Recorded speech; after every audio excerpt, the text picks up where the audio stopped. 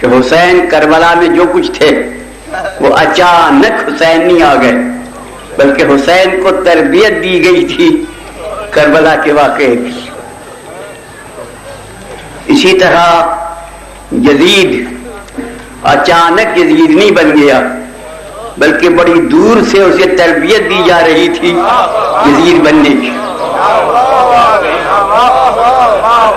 یزید کو یزید بنایا جا رہا تھا، حسین کو حسین بنایا جا رہا تھا، یعنی کہ وہ اچانک یزید بنا، بالکل حسین اچانک حسین بن گئے، انہیں حسین بنایا جا رہا تھا، اسے یزید بنایا جا رہا تھا۔ اس بڑھاپے میں دماغ کی خرابی کی سے بہت سے خیالات میرے ذہن میں آتے ہیں، من جملہ ان کے ایک یہ خیال بھی ہے کہ جو ہفتے کے 7 دن ہیں ان میں جمعے میں کیا خصوصیت ہے کہ اس کو اتنی اہمیت دی گئی ہے۔ حضرات علماء کرام اسے واضح فرمائیں تو فرمائیں، آخر جس طرح اور دن سورج نکلتا ہے اسی دن جمعے کو نکلتا ہے،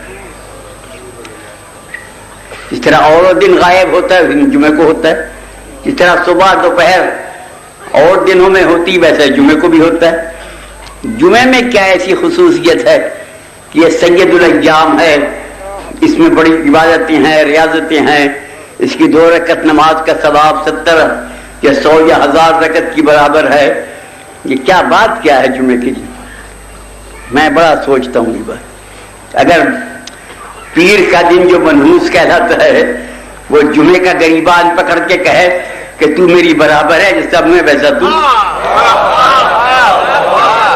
کیا کہ روز چل رہی ہے نا آج کل، کسی کی بزرگی نہیں مانتا کوئی، کہتے ہم جیسا، لہذا جمعے کو کہہ سکتا ہے پیر کے ہم جیسا، اس میں بات کیا ہے؟ بلکہ پیر تو یہ کہہ سکتا ہے کہ تو جمعہ آڑتے ہیں، میں تو پیر ہوں۔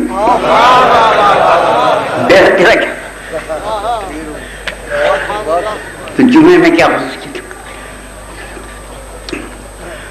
مجھے نہیں پتا، یہ میری عقیدت سمجھیں، میری دیوانگی سمجھیں، میرا عشق سمجھیں، میرے ذہن میں یہ بات ہے کہ تمام تاریخوں میں متفقہ طور پر یہ لکھا ہوا ہے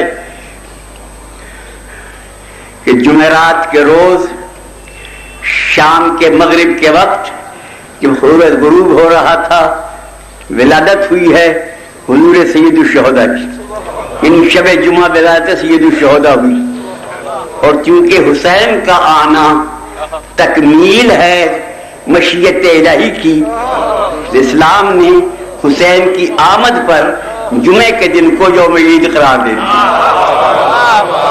یہ میری دیوانگی سمجھے، کوئی سمجھے میں یہ سمجھوں، جمعے کو اور 2 رکعت نماز شکریہ کی پڑھو جمعے کے دن، حسین کی نعمت تمہیں ملی ہے، اور اگر تم اسے اپنے لیے تکلیف سمجھو تو چلو ظہر معاف، اس کی جگہ یہ 2 رکعت پڑھ دو، ظہر کی تمہاری مرضی ہے، پڑھو یا نہ پڑھو، یہ شکریہ کی نماز ہے کہ ہمیں حسین جیسی نعمت حاصل ہوئی، حسین جیسی برکت ہمیں حاصل ہوئی، حسین جیسا انسان ہمیں مل گیا، حسین جیسا رہبر و ہادی ہمیں مل گیا۔ کسی قوم و ملت و مذہب کو ایسا انسان نہیں ملا جیسا حسین ہمیں مل گیا، اور یہ ہمارا بیجا غرور ہے کہ حسین ہمارا ہے۔ کائنات میں جو چیز بھی ہے حسین ان سب کا ہے، ساری دنیا کائنات کے لیے پیدا ہو گئے۔ اس دن رسالت مآب مدینے میں نہیں تھے جس دن حسین پیدا ہوئے، کسی سفر میں گئے تھے اور بیٹی کو کہہ گئے تھے کہ جب تک میں نہ آؤں بچے کو دودھ نہ پلانا۔ ٹھیک ہے، دوسرے دن تشریف لے آئے، صبح علیہ صبح آ گئے، جمعے کے دن کو یوم عید قرار دے دیا، بچے کو گود میں لیا۔ ام ایمن نے کہا قبلہ ہم نے تو اسے غسل بھی نہیں دیا کہ انت تغسلی نہیں۔ ام ایمن تو کون ہوتی ہے غسل دینے والی؟ تو دنیا سے اجازتوں کو خباستوں کو غسل دینے کے لیے آیا ہے، اسے غسل کی ضرورت نہیں۔ ابا میں نے اسے دودھ نہیں پلایا. ٹھیک ہے بڑا اچھا کیا. گود میں لیا, زبان دہن میں داخل کی, دودھ جاری ہوا, پی لیا. یہ کوئی نئی بات نہیں تھی. اس زبان سے دودھ حسین کے باپ علی نے بھی پیا تھا. جب کعبے میں پیدا ہوئے تھے اور رسول نے گود میں لیا تھا تو علی کی ماں نے بڑے افسوس سے یہ کہا تھا فاطمہ بنت اسد نے کہ یہ بچہ جیے گا نہیں, اس میں جینے والی کوئی بات ہی نہیں. کیوں, کیا ہوا کہ 3 دن ہو گئے اسے پیدا ہوئے کو, نہ رویا 3 دن سے, نہ دودھ پیا, نہ آنکھ کھولی, یہ نہیں جیے گا. رسول نے گود میں لیا, سینے سے لگایا, پیار کیا, پوچھا تم نے آنکھ نہیں کھولی تھی کہ نہیں؟ کیوں کہ یہاں بتیوں رکھے تھے, کسی سے آنکھ لڑ جاتی اور توڑتے میں مربت آ جاتی, اس لیے میں نے آنکھ ہی نہیں کھولی. اب آپ آ گئے, آنکھ کھول دی. اور علی کے شیعہ خوش ہو گئے, نعرہ حیدری, علی نے آنکھ کھولی ہے. اور میرے بھائیوں, علی کعبے میں آ کے یہ سمجھے تھے کہ مجھ سے بڑا کوئی نہیں, میں کعبے میں آیا ہوں. محمد کو جو دیکھا تو آنکھیں کھل گئی.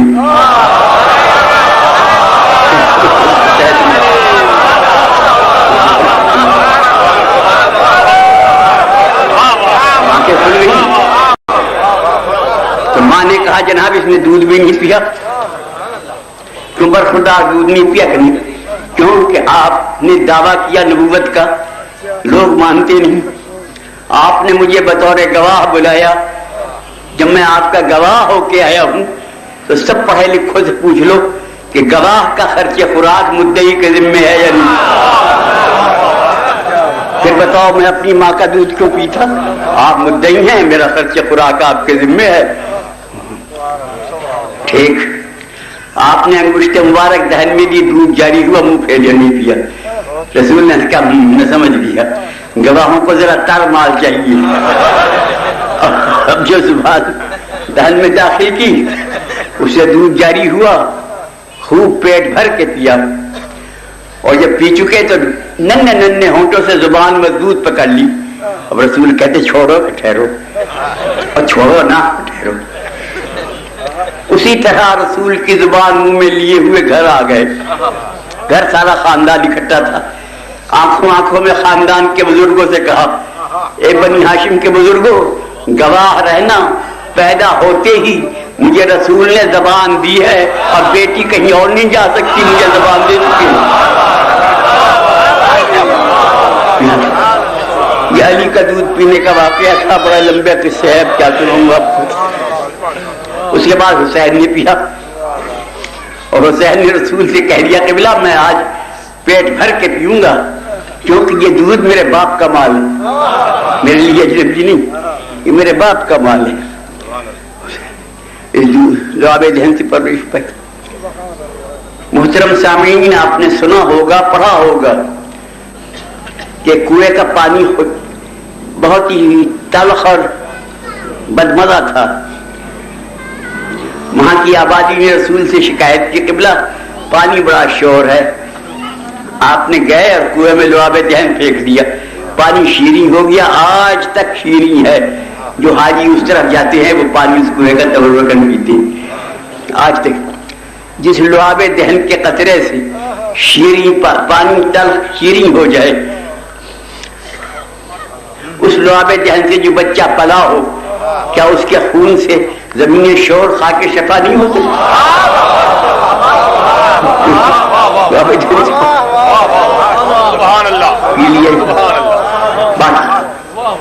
اب حسین کو بلایا جا رہا ہے.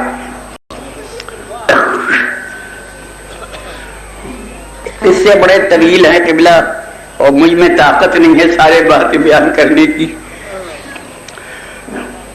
مجھے یاد ہے ایک مرتبہ میں نے ایک بڑے مجمع میں یہ حسین کے واقعات بیان کیے تھے گجرات کے ضلع میں. تو گجرات میں جو ڈی سی تھا وہ جلسے کا صدر تھا, اہل سنت تھا, بڑا شریف آدمی تھا. اس نے میری تقریر کو ٹیپ کر لیا تھا اور کہا تھا یہ انسائکلوپیڈیا آف حسین ہے. پھر وہ بڑی رائج ہوئی ملک میں. اب حسین ذرا پاؤں چلنے لگے. مختصر کرتا ہوں بیچ کے قصے چھوڑ کر. مسجد میں آئے نانا کو ملنے. نانا نماز پڑھ رہے تھے, سجدے میں سر تھا. نہ پوچھا, دریافت کیا, نہ اجازت لی, آ کے نانا کی کمر پہ بیٹھ گئے. اب سجدہ طویل ہو رہا ہے, سر نہیں اٹھاتے رسول. جب اتر گئے رسول نے سر اٹھا لیا. یہ آپ کی سنی سنائی بات ہے, سب جانتے ہیں. رسول نے تو وہاں سر اٹھا لیا. اور حسین گھر میں اپنی اماں کے پاس آئے. ماں نے پوچھا کہاں گئے تھے؟ مسجد میں. نانا کے پاس. نانا نے پیار کیا کہ اماں آج تو عجیب واقعہ ہوا. نانا اس طرح سجدے میں تھے, میں کمر میں بیٹھ گیا. پھر میں بڑی دیر بیٹھا رہا, نانا نے سر ہی نہیں اٹھایا. اچھا بیٹے, ہاں اچھا, بہت اچھا, بڑی خوش ہوئی, میرے بیٹے کی عزت افزائی ہوئی. کہا بیٹا ایک بات سنو, آئندہ ایسا نہ کرنا, ممکن ہے تمہارے نانا کو تکلیف ہوئی ہو. اچھا یہ بات ہے اماں, اگر یہ خیال ہے تیرا کہ نانا کو تکلیف ہوئی تو میں سجدے کا بدلہ نہ اتاروں تو تیرا حسین نہیں. بیٹا تو کیسے بدلہ اتارے گا کہ نانا نے سر تو اٹھایا سجدے سے, چاہے دیر میں اٹھایا تو صحیح. اماں میں ایسا سجدہ کروں گا کہ سر تو رکھ دوں گا, خود نہیں اٹھاؤں. قاتل اٹھا کے لے جائے تو لے جائے, میں اس کا بدلہ دوں.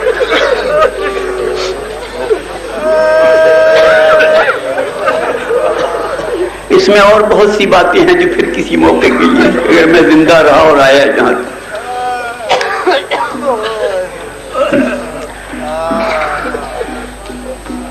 عید کو ماں نے دعا کی, جنت سے لباس آ گیا.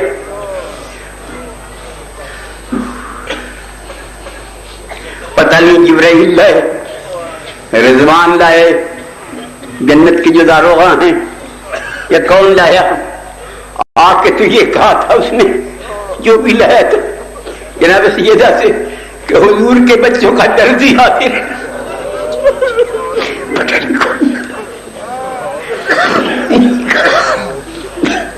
حضور کے بچوں کا درزی لباس.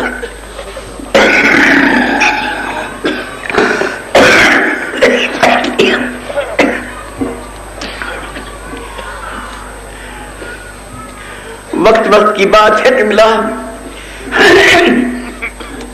جنت کا لباس پہن لیا.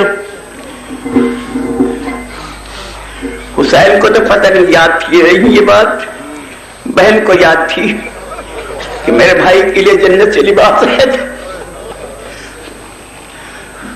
جب 11 تاریخ کو لاشیں پہ آئی ہے قید ہو کر, حسین کی لاش کو بے کفن دیکھا. اس وقت زینب نے کہا ہے حسین وہ درزی آج بھی موجود ہے جو دن ہے.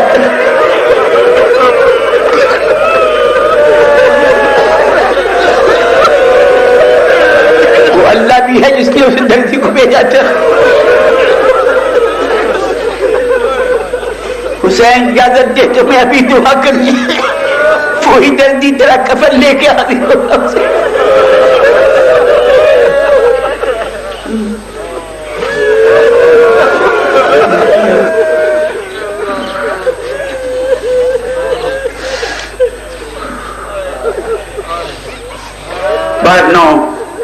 اس طرح تربیت ہوتی رہی.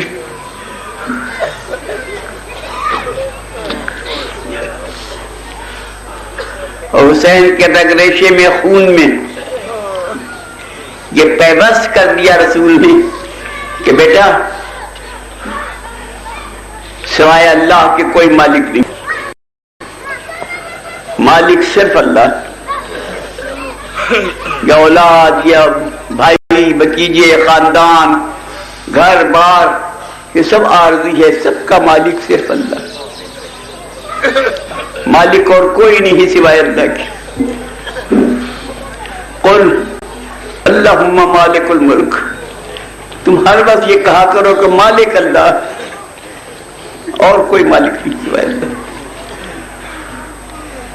میں اس کا رسول ہوں، رسول نے بتایا میں اس کی مخلوق میں سب سے افضل و اعلیٰ ہوں، میں بے وحی کے بات نہیں کرتا، میں اس کا محبوب ہوں، میں معراج پہ جاتا ہوں، ان تمام عزتوں کے باوجود میں مالک نہیں، میں اس کا بندہ ہوں، اشہد ان محمد عبدہ و رسولہ، میں اس کا عبد ہوں، مالک نہیں، مالک اللہ۔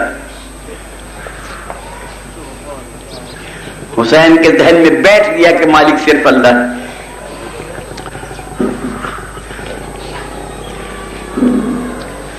علی نے یا اللہ ما عبدنا کا حق کا عبادت، جو تیرا حق عبادت تھا میں ادا نہیں کر سکا، تو مالک ہے میرا، تو مجھے معاف کر دے، یہ علی کی دعا، مالک اللہ۔ یہاں تک میں کہتا ہوں کہ اسلام میں مسلمانوں نے جنہیں امیر المومنین و خلیفۃ المسلمین بنایا، وہ بھی یہ کہتے رہے کہ ہم خلیفہ ہیں۔ لفظ خلیفہ کے معنی یہ ہے کہ مالک کوئی اور ہے، ہم اس کے نائب ہیں۔ مالک ہونے کا دعویٰ انہوں نے بھی نہیں کیا کسی۔ توجہ ہے نا صاحب؟ میرے سے مختصر گفتگو سے آپ اچھی طرح توجہ فرما رہے ہیں، مالک ہونے کا کسی نے دعویٰ نہیں کیا۔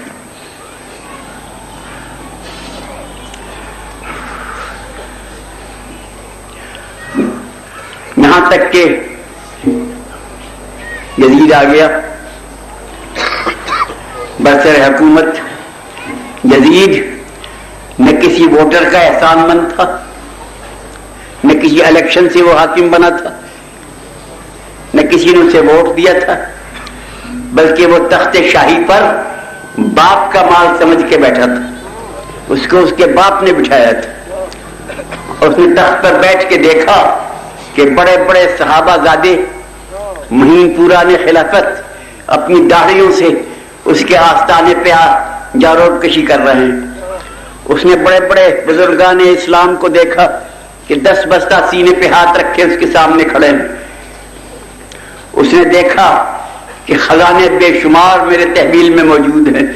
اس نے دیکھا کہ لاتعداد فوجیں میرے حکم کے لیے موجود ہیں، دنیا کی حکومتوں کے سفیر تحفے لیے ہوئے میرے دربار میں حاضر ہیں۔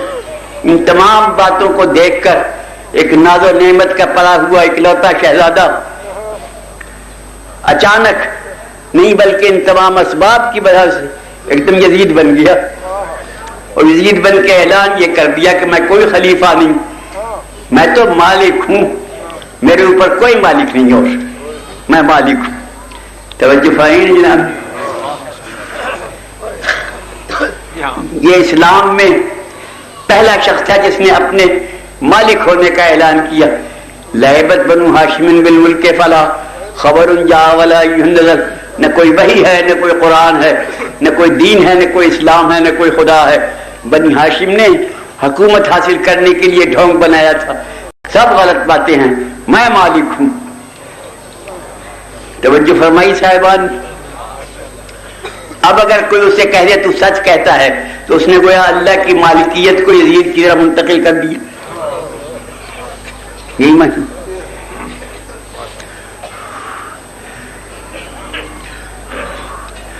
اب بتائیں آپ انصاف سے یزید کا جھگڑا کس سے تھا؟ حسین سے۔ اگر وہ کہتا میں امام ہوں تو حسین سے مقابلہ تھا، اگر کہتا میں سید ہوں تو حسین سے مقابلہ تھا، اگر کہتا میں نبی زادہ ہوں تو حسین سے مقابلہ تھا، اگر کہتا میں معصوم ہوں تو حسین۔ وہ تو سیدھا براہ راست کہتا ہے میں مالک ہوں، اس کا مقابلہ تو اللہ سے ہے نہ کہ حسین سے۔ اب ایک طرف اللہ ہے، ایک طرف یزید ہے۔ اگر یزید جیت جائے تو اللہ ہار گیا، اور اللہ جیت جائے تو یزید ہار گیا۔ ہار اور جیت اللہ اور یزید کی تھی، حسین کا بیچ میں کوئی واسطہ نہیں تھا۔ توجہ ہے نا صاحب؟ میری بات پہ غور کر رہے ہیں نا؟ اللہ نے کہا حسین میں تو یہ بڑے نازر نعمت سے پلوایا ہے، بڑا مختصر کر دیا میں نے بات کو، یہ مالک بن بیٹھا، میں کہتا ہوں میں مالک ہوں، یزید کہتا ہے میں مالک ہوں۔ میں چاہتا ہوں کھلی عدالت میں استقرار حق کا دعویٰ ہو کے فیصلہ ہو جائے، یزید ٹھیک کہتا ہے یا میں ٹھیک ہوں مالک۔ کربلا کے میدان کو عدالت بنا لیا گیا، یزید نے کہا میں مالک ہوں، اور وہ اپنے گواہ لے آیا، 1,00,000 فوج، بے شمار خزانے، بے انتہا اسلحہ، جو اس کے مالک ہونے کے گواہ تھے جو کربلا میں آ گئے۔ اللہ نے کوئی میرے مالک ہونے کی بھی گواہی دے گا؟ حسین نے کہا میں تیری گواہی دوں گا۔ حسین مدینے سے روانہ ہو گئے کربلا کے لیے۔ اب آپ بتائیے کیوں گئے حسین مدینے سے کربلا؟ کیوں گئے؟ مرنے کے لیے۔ میں چند منٹ جتنا مجھ سے ممکن ہوگا اس بیماری اور کمزوری کے ساتھ آپ کو تکلیف دوں۔ گھبراؤ گے تم؟ گھبراؤ گے؟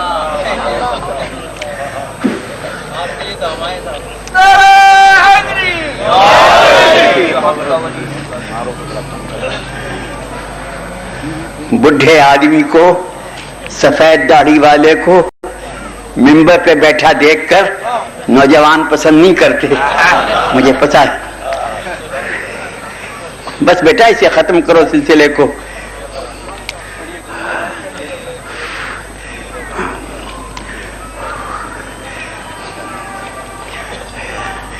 یہ شہر ملتان میری ساری زندگی اسی ملتان میں گزر گئی۔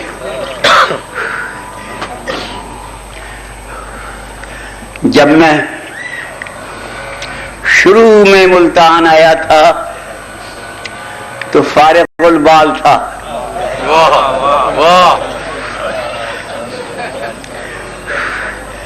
نہیں بال کالے آئے سفید ہو گئے۔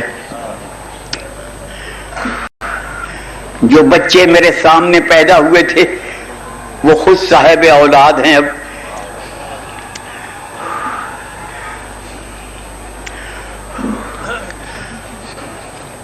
اب میری صحت جواب دے گئی ہے اور مجھ سے بات نہیں کی جاتی،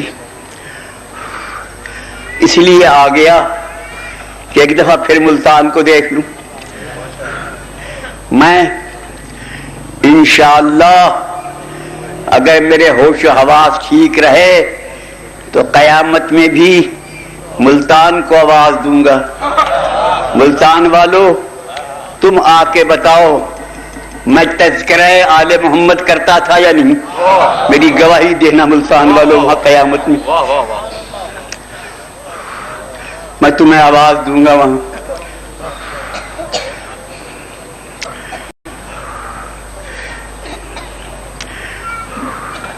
یہ بچہ حیدر جو ابھی آپ کے سامنے پڑھ رہا تھا، پتہ یہ نظم پڑھی نثر پڑھا کیا پڑھا، میں تو بالکل کچھ نہیں سنتا، میرے کان قطعی طور پر کچھ نہیں سنتے، کوئی آواز کسی قسم کی مجھے نہیں آتی۔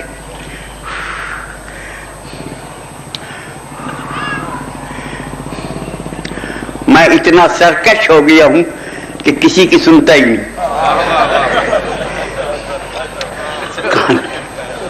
بیکار۔ ڈاکٹروں کے پاس جاتا ہوں، وہ کہتے ہیں ہم آنکھیں بنا سکتے ہیں، اندھوں کا علاج کر سکتے ہیں، کانوں کا نہیں کر سکتے، خاموش ہو جاتے ہیں۔ یہ کان میرے ٹھیک نہیں ہوتے، سینے میں بڑی تکلیف ہے، دماغ کے اندر بڑی تکلیف ہے، بات نہیں ہوتی۔ یہ حیدر بچہ جو میرے سامنے پڑھ رہا تھا، یہ سب میرے سامنے کے بچے ماشاءاللہ چشم بدور اب خود صاحب اولاد ہیں۔ اس نے اتنی شاعری کی ہے بچپن سے اب تک، ہزاروں شعر کہہ دیے۔ معصومین کا فرمان ہے کہ جو ہمارے متعلق ایک شعر کہے گا ہم اسے جنت میں ایک گھر دیں گے۔ ابھی حساب سے اس کا تو شہر بس گیا ہوگا نا جنت میں۔ فی شعر گھر جو ملے گا تو جنت میں حیدرآباد آباد ہو گیا ہوگا یا نہیں؟ حیدر کے نام پہ. لہذا میں اس سے التجا کروں گا کہ اپنے حیدرآباد میں کوئی گھر مجھے بھی دے دینا، چھوٹا موٹا وہاں. خدا تمہیں سلامت رکھے اور خوش رکھے. اب میں یہ فرض ادا کر دوں اپنا کہ اس مجلس کا بانی شوکت صاحب جو میرا کبھی وطن تھا، اب تو یہی وطن ہے، یہی علاقہ، وہاں سے میرے ہم وطن ہیں. میں ان کا وہاں سے وطن سے واقف ہوں. یہ ان کے باپ کی صحیح تربیت کی تاثیر ہے کہ یہ ذکر سید الشہداء بڑی عقیدت و احترام سے کرتے ہیں، مجلس کی بنیاد رکھتے ہیں. یہ ان کے باپ کی تربیت کی تاثیر ہے. لہذا میں سامعین سے گزارش کروں گا کہ ایک ایک سورہ فاتحہ ان کے والدین کے لیے ضرور پڑھ دیں. میرے پاس آ جاؤ سامنے.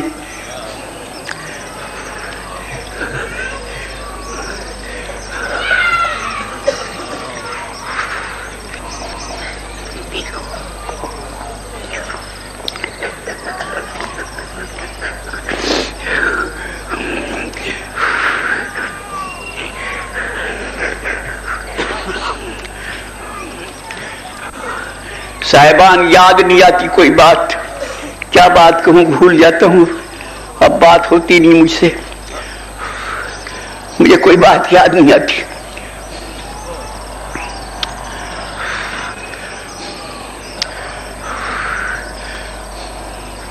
میں کل ایک مجلس میں گیا، وہ گردیزی صاحبان کی طرف سے تھی، اس میں جانا میرا فرض تھا. وہاں میں نے یہ کہا تھا، جہاں تک مجھے یاد ہے، کہ اللہ کی تمام مخلوق میں انسان ایک بڑی عجیب مخلوق ہے. کیوں صاحبان میں ٹھیک کہتا ہوں؟ ہے نا عجیب مخلوق. یہ 4 ساڑھے 4 فٹ کا پتلا،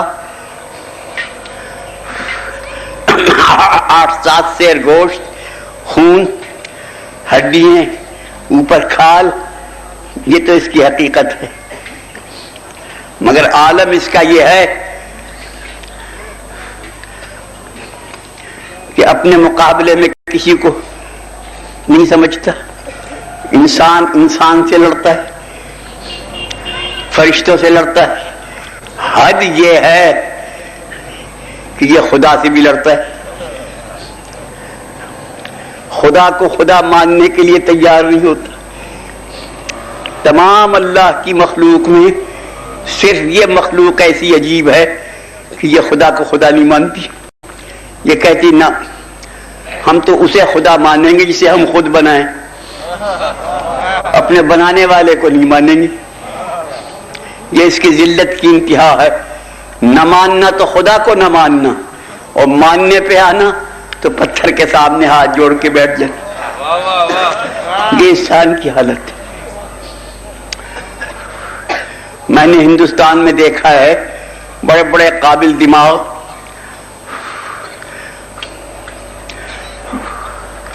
ہندو جن کی قابلیت کی دھاک بیٹھی ہوئی تھی، مثلا جواہر لال نہرو. بتائیے اس کے قابل ہونے میں کسی کو شک ہے؟ بڑا قابل تھا. جب ملک تقسیم ہوا تو ہم مسلمانوں نے علم پسند کیا، ہندوؤں نے دولت پسند کی. جواہر انہوں نے لے لیے، لیاقت ہم نے. یہ ہماری ناقدری ہے کہ ہم نے لیاقت کو گولی مار دی. وہ جواہر کو آج تک پوج رہے ہیں. بڑا قابل شخص تھا. اس نے تقریر کرنی تو دنیا بھر نے اپنے ریڈیو لگا دینے کیا کہے گا. جب تقریر کر کے گھر آنا، وہی قابل آدمی، وہی لائق آدمی، تو گھر آ کے ایک پتھر کے سامنے ہاتھ جوڑ کے بیٹھ گئی बाबा पंडित साहब ये क्या कर रहे हो, या तो इतना इल्म या इतनी जहालत, इस पत्थर नामुराद को पूज रहे। तो उसने ये जवाब दिया कि आपकी गलत फहमी है, आपको समझ नहीं आई, हम इस पत्थर को नहीं पूजते। फिर किसे पूजते हो?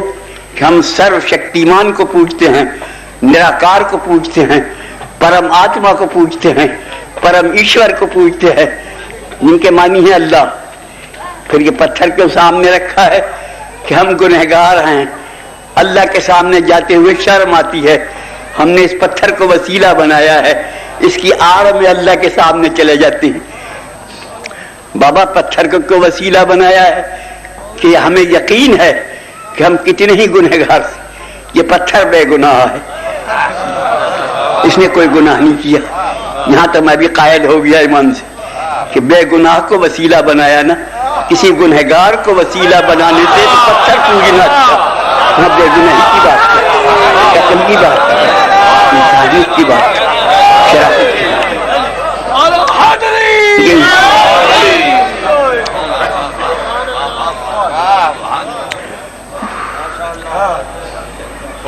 बाहर ना हो, इंसान की समझ इंसान को अब तक नहीं आई कि ये क्या है, क्या बनेगा, क्या होगा। अब मैं सुन रहा हूं, इन बहरे कानों से सुनता हूं कि इंसान चांद में जा रहा है। जा रहा है? इन बच्चों को पता होगा, मुझे तो पता नहीं। कहते हैं कि चांद में जा रहा है। जब से इसने चांद में जाना शुरू किया है, रोज फरिश्ते मीटिंग करते हैं, उनमें आपस में ये गुफ्तगू होती है कि खुदा खैर करे, जन्नत से निकाला हुआ फिर वापिस आ रहा है, अल्लाह जाने कहां पहुंचेगा, क्या बनेगा, क्या होगा, कुछ पता नहीं इसका, क्या कहां पहुंचेगा, क्या होगा। जमीन इसके ख्यालात से तंग हो गई, अब ये फिजा पे छा गया, आसमान पे, तमाम समंदरों में इसने आबदोज़ें दौड़ा दी, तमाम खला को इसने भर दिया, अब चांद में सुना जा रहा। तो ये इंसान की हालत है।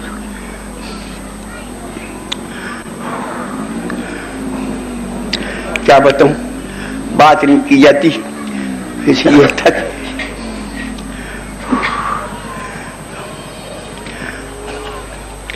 मोहतरम बुजुर्गों, बच्चों, अजीजों, भाइयों,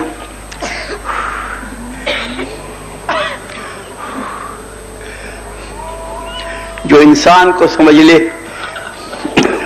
उसे खुदा को समझ कि मार्फत में आसानी हो जाए। मन अरफा नफ्सहू फ़क़द अरफा रब्बहू, जो इंसान को समझ ले उसे खुदा की मार्फत में आसानी हो जाए। ये समझ में आने वाला मुइम्मा नहीं इंसान, अजीब चीज है ये।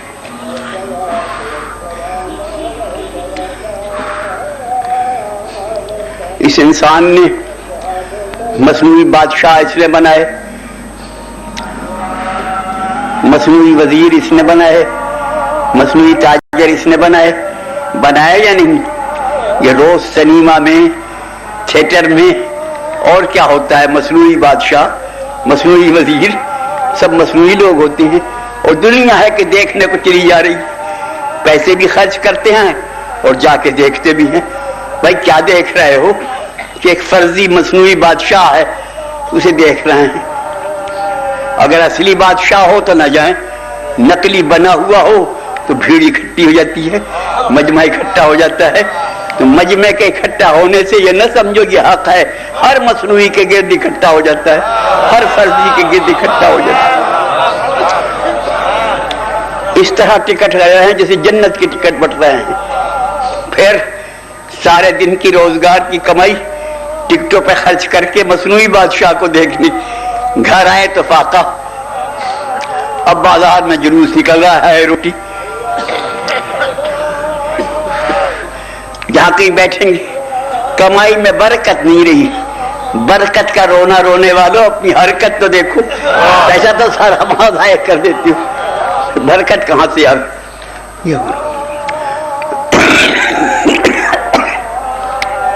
एक रीछ वाला आ जाता है, रीछ लेके बाजार में, वो रीछ से तमाशा कराता है, दुनिया इकट्ठी है चारों तरफ, पैसे दे रही है। रीछ क्या बनता है? نمبردار بن کے چل رہا ہے. وہ ایک مصنوعی جعلی فرضی نمبردار کو دیکھنے دنیا آ جاتی. اصلی نمبردار جتنے چاہے بازار سے گزر جائے کوئی پوچھتا بھی نہیں. پھر یہ ریچھ بیچارہ نمبردار بن کے ریچھ کا ریچھ ہی ہے، چونکہ باغ دوسرے کے ہاتھ میں ہے. اس نے ریچھ بنا دیا، ریچھ بن گیا. نمبردار بنا دیا، نمبردار بن گیا. خود کا کوئی اختیار نہیں تھا. بہر نو یہ مصنوعی بنا لیتا ہے انسان سب کچھ. یہ اس کی عادت ہے نقل بنانے کی، مصنوعی بنانے کی.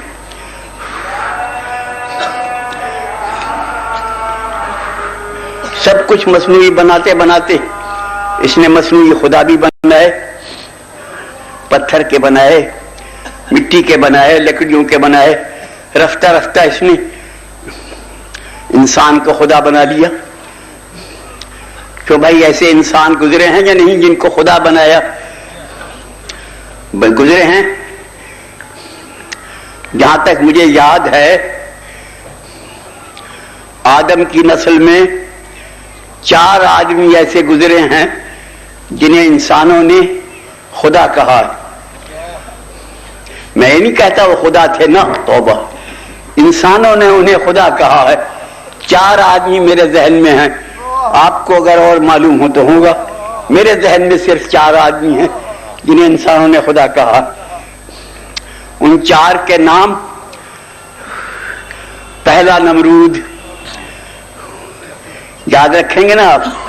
پہلا نمرود، دوسرا فرعون، تیسرا شداد، چوتھا علی. ان 4 کو دنیا نے خدا کہا. ان 4 میں کا پہلا نمرود، دوسرا فرعون، تیسرا شداد، چوتھا علی. ان 4 کو دنیا نے خدا کہا ہے. اور 5واں آدمی مجھے کوئی یاد نہیں. ان 4 میں کا پہلا نمرود، دوسرا فرعون، تیسرا شداد، چوتھا علی. ان 4 کو دنیا نے خدا کہا ہے. اب آپ کی مرضی، چاہے 4 کو یکساں سمجھیں چاہے کچھ فرق سمجھیں، بہنوں ان 4 کو دنیا نے خدا کہا ہے. ان 4 میں کا پہلا نمرود، دوسرا فرعون، تیسرا شداد، چوتھا علی. ان 4 کو دنیا نے خدا کہا. سمجھے نہیں نا؟ ان میں کیا فرق تھا؟ بظاہر یہ فرق تھا کہ پہلے 3 یعنی نمرود، فرعون، شداد لوگوں کو کہتے تھے ہمیں خدا کہو، نہیں کہو گے تو ہم قتل کر دیں گے. لوگ قتل سے ڈر کے انہیں خدا کہتے تھے. اور چوتھا کہتا تھا خبردار مجھے خدا نہ کہنا، کہو گے تو قتل کر دوں گا. یہ فرق ہے یا نہیں؟ قتل سے ڈر کے خدا کہنا اور بات ہے، اور قتل ہو کے خدا کہنا یہ اور بات ہے. یہ لمبی بات ہے، مجھ میں طاقت نہیں ساری بات کہنے کی. کیوں میرے عزیز بچوں، دوستوں، بزرگوں، وہ انسان اعظم، وہ عالی دماغ و عالی ظرف انسان جو لوگوں کے بنائے سے خدا نہیں بنتا، وہ لوگوں کے بنائے سے خلیفہ بنے گا، بادشاہ بنے گا. انسان کی عادت ہے اگر اسے کچھ بنایا جائے تو وہ بن جاتا ہے. تو میں اپنی بات بتاؤں،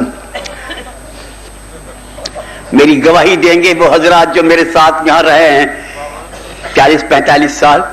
جب میں شروع میں ممبر پہ بیٹھا تو کسی نے مجھے کہا قبلہ. میں کہا توبہ توبہ توبہ توبہ، میں قبلہ نہیں ہوں، مجھے نہ کہنا. پھر کسی نے پھر اسے ٹوک دیا. جب 2-4 مہینے گزرے لوگ کہتے رہے تو میں چپ ہو گیا کہ شاید ہوں ہی. اس طرح بن جاتے ہیں بننے والے لوگ، بنا دیتے. اور 2-4 سال گزرنے کے بعد تو یہ حالت ہو گئی کہ کوئی نہیں کہتا تو برا معلوم ہوتا ہے. اس طرح اب پنجاب میں مجھے محبت سے قبلہ کہتے ہیں. میں پنجاب میں قاف کی جگہ کاف بولا جاتا ہے، قبلہ کی جگہ قبلہ کہتے ہیں. وہ بڑے پیار سے کہتے کی بلا ہے. ہم یہ کہتے ہیں, میں بڑا خوش ہو جاتا ہوں, چلو بنایا تو صحیح, کچھ ہوا تو صحیح. اس طرح بن جاتے ہیں بننے والے. لوگوں نے خدا بنایا, بن گئے. نمرود کو پتا تھا میں خدا نہیں ہوں, مگر لوگ جو کہتے تھے, چلو کہتے جو ہیں ٹھیک ہے. فرعون کو پتا تھا میں خدا نہیں ہوں, مگر لوگ جو کہتے تھے بن گئے. اس طرح بن جاتے ہیں بننے والے, لوگ بنا دیتے ہیں.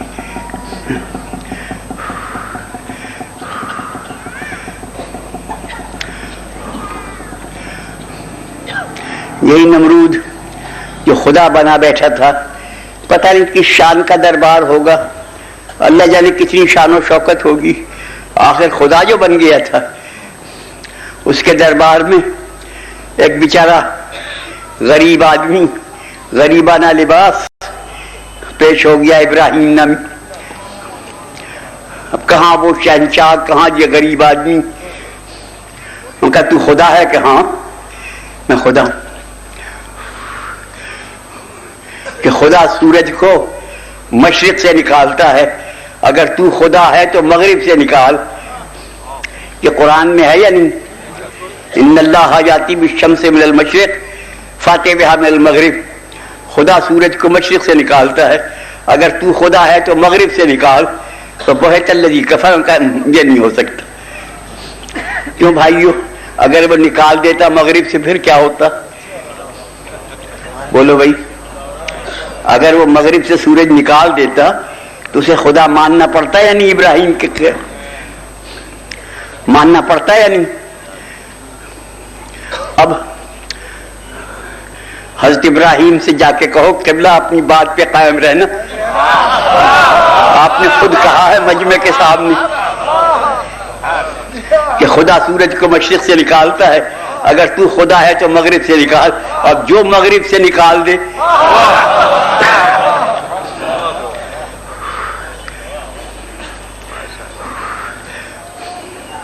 بزرگان من مغرب سے سورج کو پلٹایا, نکالا, مگر کمال یہ کیا کہ اس سورج کے واپس کرنے سے پہلے نماز قضا کر دی. ادھر سورج پلٹا, ادھر نماز شروع کر دی, تاکہ سورج کے مغرب سے نکلنے میں لوگ مجھے خدا نہ کہہ دے, عابد کہیں, معبود نہ کہیں. عبادت شروع کر, نماز شروع کر دی. باہر نہ ہو. انسان سب کچھ بنتا ہے, انسان انسانوں کو بنا لیتے ہیں, سب کچھ بنا لیتے ہیں. خدا نے کیا کیا کچھ بناتے ہیں مجھے تو تفصیل آتی. انسان نے جھوٹے بادشاہ بنائے, جھوٹے عالم بنائے, جھوٹے وزیر بنائے, جھوٹے امام بنائے. حد یہ ہے کہ جھوٹے خدا بنائے. مگر ایمان کی بات یہ ہے کہ ہر ایک کی نقل انسان نے اتاری, خدا کی, رسول کی, امام کی, سب کی. مگر ایسا کوئی مائی کا لال آج تک پیدا نہیں ہوا جو حسین بن کے دکھا دے. حسین کی نقل کوئی نہیں اتار سکا, دوسرا حسین کوئی نہیں بنا سکا. آج تک دنیا میں دوسرا حسین نہیں بنا سکا کوئی. دوسرا خدا بنایا, دوسرے رسول بنائے, دوسرا حسین کوئی نہیں بنا سکا. کس کی ہمت ہے جوان بیٹے کے کلیجے سے برچی کھینچے, جو بچے کو تیر کھلائے, جو لاکھوں آدمی کے مجمع میں کھڑے ہو کے مسکرائے, جو قاتل کے خنجر کو دیکھ کر ہنسے, جو خود اپنے ہاتھ سے بندے غریبہ کھول دے.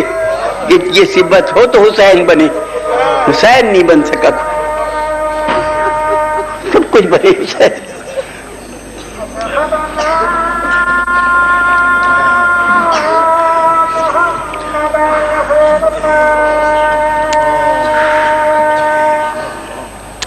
بتاؤ بھائیو,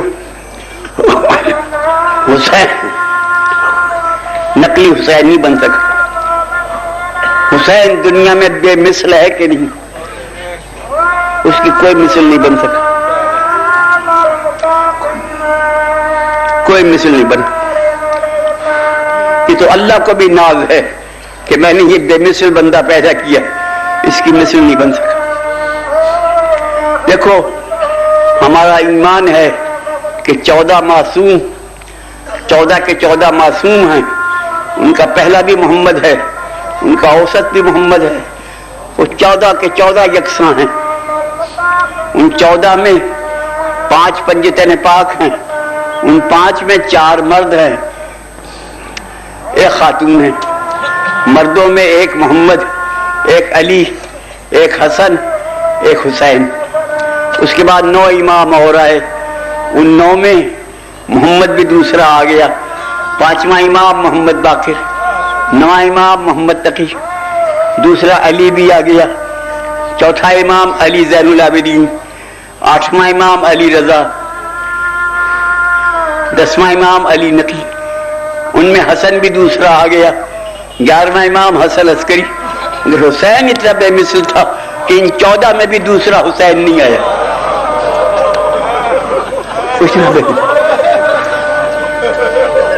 حسین دوسرا ہی پیدا ہوا نہیں، ایسا بے مثل انسان۔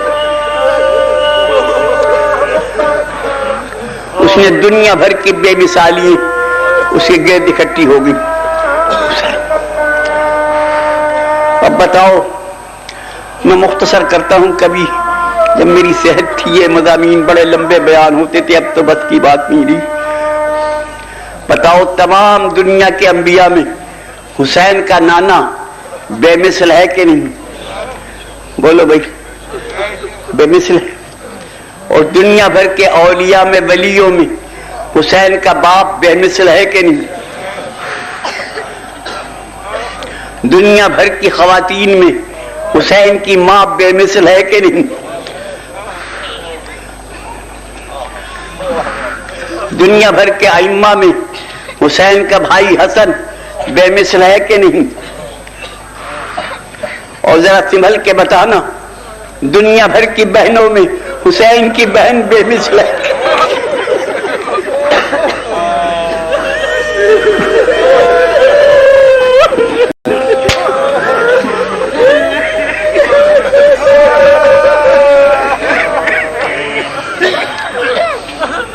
بتاؤ بھائی، دنیا بھر کی فوجوں میں حسین کی فوج بے مثل ہے کہ نہیں؟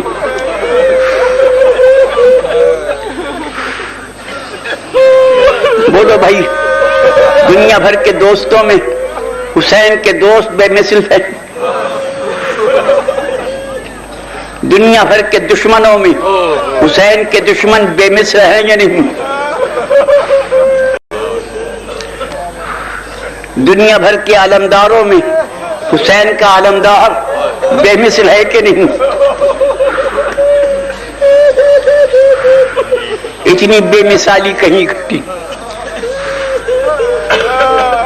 آپ کو یاد ہوگا کبھی میں اپنی تقریر میں یہ فقرہ کہا کرتا تھا، اب تو میں بھول گیا، اتفاق سے اس وقت یاد آ گیا کہ دنیا میں سب سے بڑی شخصیت رسالت مآب کی، ان سے بڑا کوئی، پھر ان کے اصحاب، سبحان اللہ، رسول کے اصحاب کے شان میں لوگوں نے مذہب بنا لیے، کتابیں لکھ دی۔ کیا مجال ہماری جو رسول کے اصحاب کی شان میں کوئی لفظ کہہ سکتے؟ بڑے بزرگ تھے جنہوں نے ایمان کی دولت کے ساتھ رسول کی خدمت میں بیٹھے، جنہوں نے ایمان کی آنکھ سے رسول کو دیکھا، ان سے بہتر کوئی تھا ہی نہیں۔ مگر حسین کے اصحاب میں اور رسول کے اصحاب میں بظاہر یہ فرق نظر آتا ہے کہ میدان جنگ میں مصیبت کے وقت رسول اپنے اصحاب سے کہتے تھے آؤ، میں یہاں ہوں، ادھر آؤ، اور حسین کہتا تھا جاؤ۔ رسول کے اصحاب آؤ کہ سننے سے آتے نہ تھے، حسین کے اصحاب جاؤ سن کے جاتے نہ تھے۔ یہ فرق ساری دنیا نے دیکھ لیا، یہ جاؤ سن کے جاتے نہ تھے، وہ آؤ سن کے آتے نہ تھے۔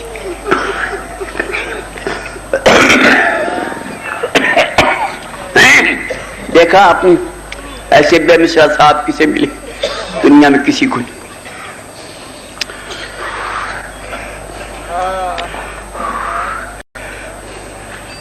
جب میں پچھلی دفعہ کربلا مولا گیا تھا تو میں نے عشرہ محرم وہیں کیا تھا کربلا میں. 10ویں محرم کو میں زری کے قریب بیٹھا تھا. ماتمی دستے آتے تھے ماتم کرتے ہوئے، اس دروازے سے آئے اس سے نکل گئے، نا کتنے دستے صبح سے آئے. جب ظہر کی اذان ہوئی تو نوجوانوں کا ایک دستہ آیا، کرتے انہوں نے اتار رکھے تھے، سینے پہ ماتم کر رہے تھے، بڑے حسین جوان تھے 15-20. وہ اندر آئے تو جتنا مجمع تھا سب ان کی تعظیم کو کھڑا ہو گیا. بڑے بڑے علماء اپنی آواز سے ان کو وہ زری کے چاروں طرف آ کے کھڑے ہو گئے. ایک ہاتھ سے انہوں نے زری پکڑ لی، ایک ہاتھ سے ماتم شروع کیا. دنیا رو رہی تھی اور ہر ایک ان کی. میں چونکہ اجنبی تھا میں نے پوچھا یہ کون لوگ ہیں جن کی عزت ہو رہی؟ تو مجھے بتایا کہ تمہیں یاد ہے کہ حسین کے اصحاب میں ایک سعید نامی بزرگ بھی تھے. میں کہا ہاں مجھے پتا ہے، وہ مسیب کے رہنے والے تھے. ٹھیک ہے، ان کا کیا واقعہ ہوا تھا؟ میں نے کہا جی مجھے جو یاد ہے یہ ہے کہ جب ظہر کا وقت ہوا تو انہوں نے حسین سے کہا مولا ظہر کا وقت ہے. مولا نے کہا بھائی ٹھیک ہے، خدا تجھے نمازیوں میں مشہور کرے، اس فوج سے کہو ذرا ٹھہر جائے 2 منٹ تو نماز پڑھ لے. مولا آپ نماز شروع کریں، میں آپ کے سامنے کھڑا ہوتا ہوں، کوئی تیر آپ تک نہیں آنے دوں گا. چنانچہ نماز شروع کی مولا نے اور یہ سید سامنے کھڑے ہو گئے، جو تیر آتا اسے روکتے. ادھر مولا نے سلام پھیرا، ادھر یہ گود میں گرے، تمام بڈھے جسم پہ تیر لگے ہوئے پسلیوں، اور گر کے کہا حل وفیت ابن رسول اللہ، رسول اللہ کے بیٹے آپ مجھ سے خوش ہیں میری وفا سے؟ امام نے فرمایا انت امامی فی الجنہ، جب میں جنت میں جاؤں گا تو میرے آگے آگے ہوگا. تو مولا میری ایک گزارش ہے کہ میرے بدن سے یہ تیر نہ نکالے جائیں، مجھے ان تیروں کے ساتھ دفن کیا جائے، میں جنت میں ان تیروں سمیت جانا چاہتا ہوں، میں تیرے نانا کے ہاتھ سے تیر نکل لوں گا. یہ اس نے فرمائش کی. وہ فرمائش کر کے کہنے لگا مولا پتہ نہیں کس نے میرا سر گود میں لے لیا. امام نے فرمایا سعید یہ میرے نانا ہیں، تیرے استقبال کو آئے ہیں. حضور کوئی میرے سینے پہ ہاتھ پھیر رہا، یہ میرے بابا حیدر کرار ہیں. قبلہ کوئی میرے بازو دبا رہا ہے، یہ میرے بھائی حسن ہیں. قبلہ کوئی میرے پیروں کے قریب ہے کہ سید ذرا پیر سمیٹ لے، یہ میری اماں فاطمہ ہے.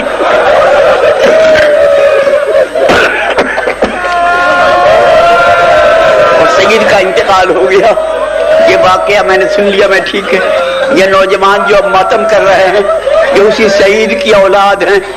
یہ ہر سال عشرے میں ظہر کے وقت آتے ہیں اور یہ حسین کی زری پکڑ کے کہتے ہیں حسین ہم سعید کی اولاد ہیں، اٹھو ظہر کا وقت ہے ہمارے ہوئے. ایسے ساتھی، ایسے اصحاب، ایسے بزرگ کہاں کسی کو نصیب ہو. بس بھائیو میں اپنی گفتگو ختم کرتا ہوں. خدا اس مجلس کو قبول